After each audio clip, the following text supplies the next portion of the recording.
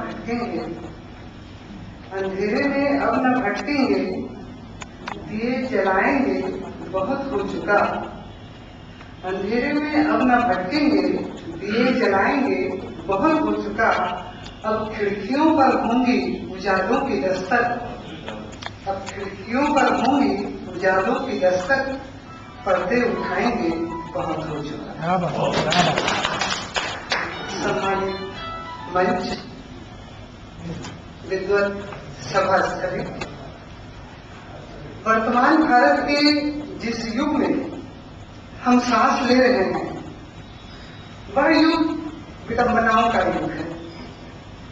आधुनिक वैज्ञानिक सभ्यता और चमत्कारपूर्ण तार्किक संस्कार का युग है। जीवन पद्धति की जटिलता और बौद्धिक तनाव का युग है। पांडित्य प्रदर्शन और शास्त्रीय ज्ञान जन्य अहंकार का युग है। नैतिक मूल्यों का क्षरण हो रहा है। आर्थिक विषमता सब दिखाई दे रही है। महत्वपूर्ण सांस्कृतिक और मानवीय मूल्यों के पतन का यह युग अकस्मात ही बुद्धिजीवियों का ध्यान अपनी ओर आकर्षित कर रहा है। सभी चिंतित हैं, सभी विचारमग्न हैं। जन कल्याण और राष्ट्र की सुरक्षा की सोच किसी कोने में दुबकी हुई सी दिखाई दे रही है। ऐसे में बरबस हमारा ध्यान साहित्य की ओर जाता है। कारण बहुत स्पष्ट है। उसमें निहित सद्विचार, सोच और दिशा न केवल हमारे तपते दहकते सुलगते मन को शीतलता प्रदान करते हैं, अपितु सामाजिक जागरण कर आगे बढ़ने की दिशा भी प्रदान करते हैं। साहित्य हर दर्द की दवा है। साहित्य हर हृदय की मासूम आस है। बच्चे की किरदारी है साहित्य। साहित्य को पढ़कर मन कभी दुष्यंत हो जाता है और कभी साहित्य सृजन कर और पठन कर अहंकार मृत हो जाता है। और इसलिए यह अमृत हो गई है। राठौर मैडम ने संस्कृति पर बहुत अच्छी और गहरी बातें की। उन्हीं बातों को न दोहराते हुए मैं आपसे सिर्फ यही कहना चाहूंगी कि संस्कृति को लेकर लोगों में बहुत सारे उलझने हैं। कभी उसे गीत संगीत समझ लिया जाता है, कभी तीज त्योहार समझ लिया जाता है, कभी इतिहास समझ लिया जाता है और कभी विकास यात्रा। साथियों, संस्कृति संस्कार से जन्मी भावना है। भारतीय संदर्भ में संस्कृति मात्र कल्चर नहीं है। भारतीय मनुष्यों के अनुसार हमारी धर्म चेतना में हमारी सांस्कृतिक चेतना समाहित है। धर्म ही आदर्श मानवीय मूल्यों का वहन करती है और इसलिए धर्म और संस्कृति अभिन्न है। संस्कृति का निर्माण किसी एक व्यक्ति या एक समूह के द्वारा बहुत अल्प समय में नहीं हुआ है। यह तो असंख्य व्यक्तियों के सदियों के अनुभव का निचोड़ है। बहुत सरल शब्दों में अगर कहूं तो दूसरों का भोजन छीनना विकृति है। अपने भोजन के लिए प्रयास करना प्रकृति है और अपने भोजन को बांट कर खाना संस्कृति है। यह जो संस्कृति है, यही वह चीज है जिसके कारण हम आज दोपाया जानवर नहीं हैं। संस्कृति की उंगली पकड़कर देवत्व के पथ पर चल पड़े। बात करें सांस्कृतिक संकटों की, आज पश्चिमी देश भूमंडलीकरण के नाम पर न केवल हमारे अर्थव्यवस्था को प्रभावित कर रहे हैं, बल्कि हमारी संस्कृति को भी प्रभावित कर रहे हैं। दरअसल विश्व ग्राम की जो उनकी अवधारणा है, उसके चलते भारत और भारत जैसे अन्य जो विकासशील देश हैं, उनकी सोच को पश्चिमी साम्राज्यवाद के अनुकूल बनाकर उनकी सांस्कृतिक पहचान को समाप्त करना उनका उद्देश्य है। इसलिए आज के परिवेश में भारत की संस्कृति द्रुत गति से अब संस्कृति की ओर बढ़ रही है। आज हमारे पास सब कुछ है, पर हम सुखी नहीं हैं। संगमरमर का तालाब है, पानी नहीं है। 56 तरह के व्यंजन हैं, पर भूख नहीं है। सोने की शैया है, पर नहीं है। पश्चिमी उपभोक्तावादी जीवन शैली और सोच के प्रति लोगों का रुझान बढ़ने लगा है। बहुराष्ट्रीय कंपनियां सुविधा और मनोरंजन के विभिन्न उपकरण बाजार में लाते चले जा रहे हैं और अपने उत्पादों को लोकप्रिय बनाने के लिए संचार के विभिन्न माध्यमों के द्वारा धुआंधार उनका प्रचार प्रसार कर रहे हैं।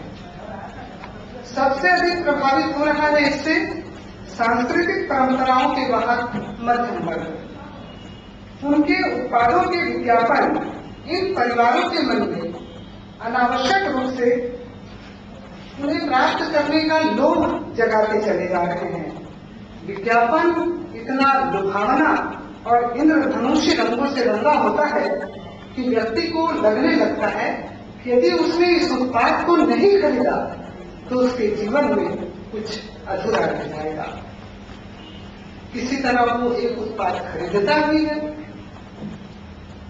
उत्पाद घर में पहुंचा नहीं कि कोई दूसरा उत्पाद बाजार में आ जाता है और फिर उसी चक्रव्यूह में वो डूबने उतरने लगता है। इन सारे उत्पादों को प्राप्त करना उसके लिए एक सामाजिक प्रतिष्ठा का विषय बन जाता है और इन सुख सुविधाओं को प्राप्त करने के लिए वो फाइनेंस कंपनियों के चक्कर लगाता है, बैंक के चक्कर लगाता है, कर्ज लेता है, तब जाकर कुछ हासिल कर पाता है। फिर उस कर्ज को चुकाने के लिए तनाव में भटकता है और कुछ नहीं तो अनुचित साधन से धन कमाने लगता है और नहीं तो नशे का सेवन करने लगता है। कुल मिलाकर स्थितियां अहितकारी ही होती हैं। इतना ही नहीं, यह जो अमेरिकन संस्कृति है, ये व्यक्ति को स्वतंत्रता का महत्व भी समझाने लगा है। वही स्वतंत्रता जो हम सब की नजर में स्वच्छंदता है। जैसा कि चर्चा के दौरान स्पष्ट हुआ कि व्यक्ति की बेलगाम स्वतंत्रता ने विवाह और परिवार जैसी संस्था को पूरी तरह से ध्वस्त कर दिया है। अमेरिका जैसे देशों में अधिकांश जोड़े बिना विवाह के साथ रहते हैं, बाद में अलग क्यों हो जाते हैं? क्योंकि उनमें वो पवित्र बंधन तो होता ही नहीं है। बच्चे भी माता पिता के साथ रहना पसंद नहीं करते, उन्हें भी निजी स्वतंत्रता अत्यंत प्रिय होती है। 16 वर्ष की आयु पूर्ण करते तक के बच्चे माता पिता की जिम्मेदारी होते हैं, किंतु उस पर भी तुलना यह है कि बच्चों को माता पिता डांट नहीं सकते। यदि माता पिता बच्चों को डांटते हैं तो वो चाइल्ड हेल्पलाइन की सहायता लेते हैं और पुलिस आती है और माता पिता को गिरफ्तार करके ले जाती है। बच्चे इतने आक्रामक हो गए हैं कि थोड़ी सी नाराजगी पर किसी को भी गोली मार देते हैं। यह जो विदेशी लहर है, ये टीवी के विभिन्न चैनलों के जरिए हमारे घरों तक भी पहुंच है।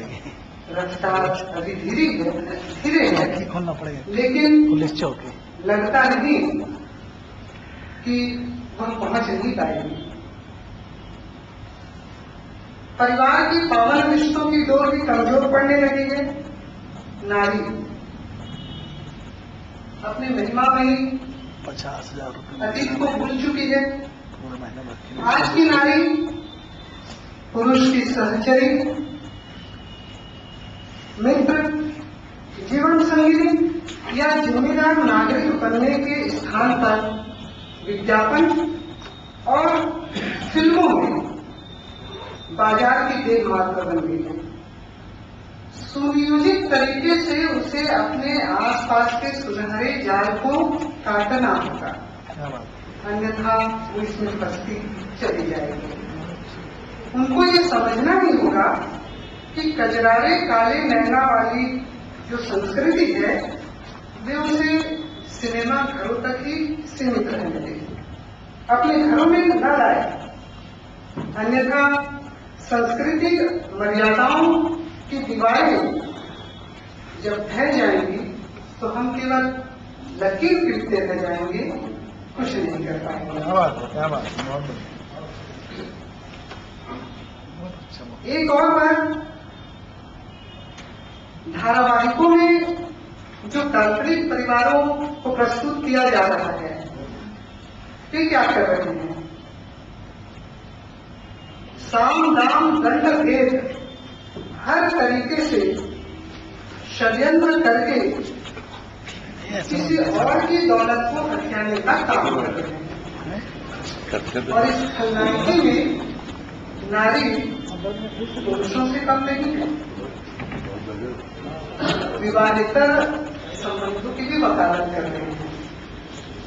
जैसा कि राठौर मैडम ने कहा, लव इन रिलेशनशिप की भी वकालत चल रही है और इसका असर महानगरों में देखने को तो मिलने भी लगा है। परंपरागत संयुक्त परिवार टूट रहे हैं, वो संयुक्त परिवार जहां बच्चों को और बूढ़ों को पूरी सुरक्षा प्राप्त है। परिवार में जितने सदस्य हैं, 10 सदस्य हैं तो 10, 20 सदस्य हैं तो 20। एक बालक है जो 5 साल का है और एक वृद्ध है जो 50 साल का है। सबका निजी जीवन है, कोई किसी की दखलंदाजी बर्दाश्त नहीं कर रहा है। वृद्धों को बोझ समझ लिया गया है और उन्हें वृद्धाश्रम का रास्ता दिखाया जा रहा है। कभी दुष्यंत के शब्दों में कहूं तो कैसे कैसे मंजर सामने आने लगे हैं, कैसे कैसे मंजर सामने आने लगे हैं। गाते गाते लोग चिल्लाने लगे हैं। इस नई तहजीब के पेशे नजर अब आदमी को भून कर लोग खाने लगे। बात करें साहित्य की तो इस भूमंडलीय बाजार में हमारे साहित्य के राष्ट्रीय रूप को नष्ट करने का एक वैचारिक मुहिम बना दिया है।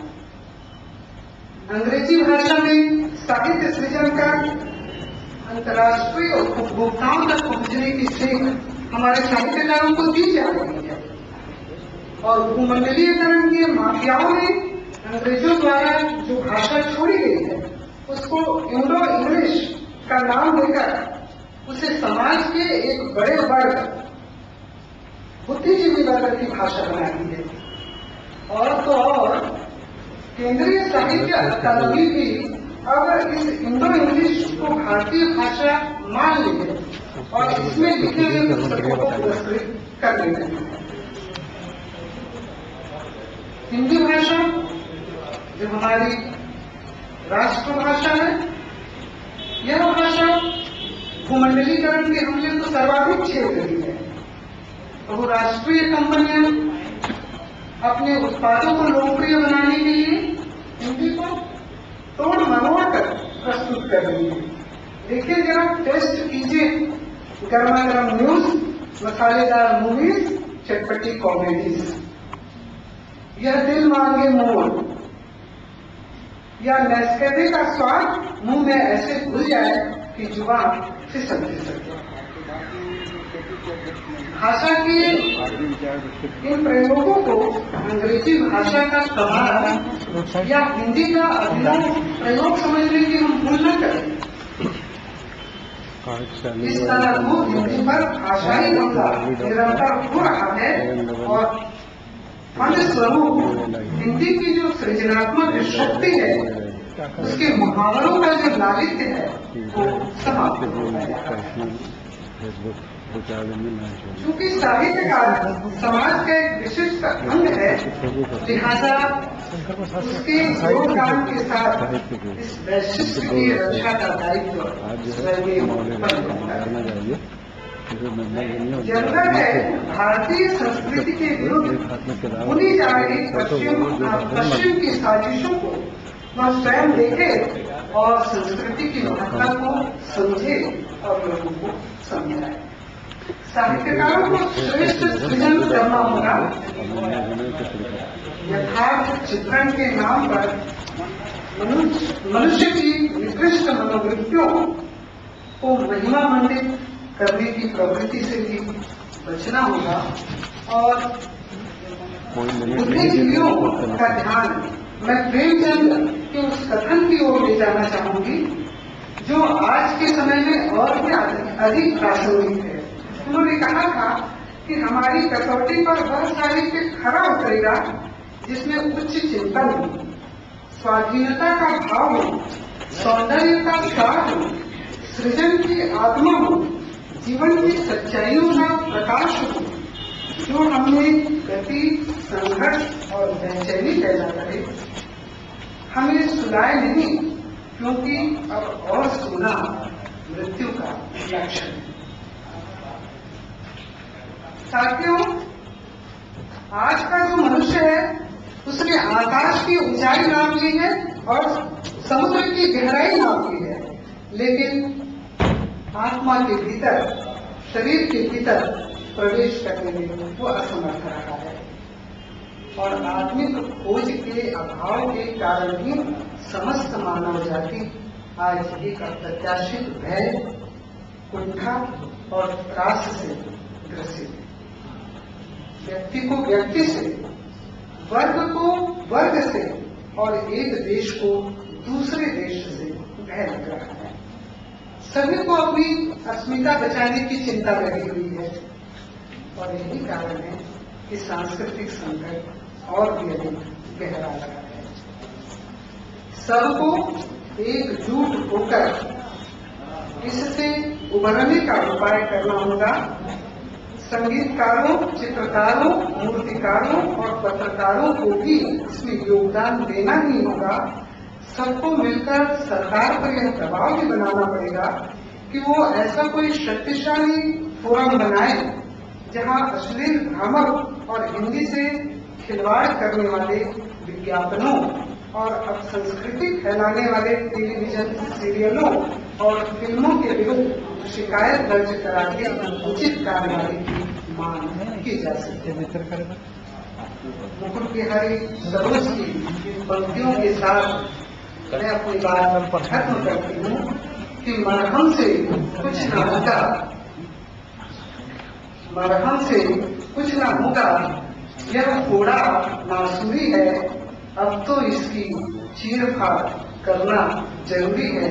अब तुम कहोगे यह तो हिंसा है, अब तुम कहोगे कि यह तो हिंसा है, होगी लेकिन बहुत जरूरी है।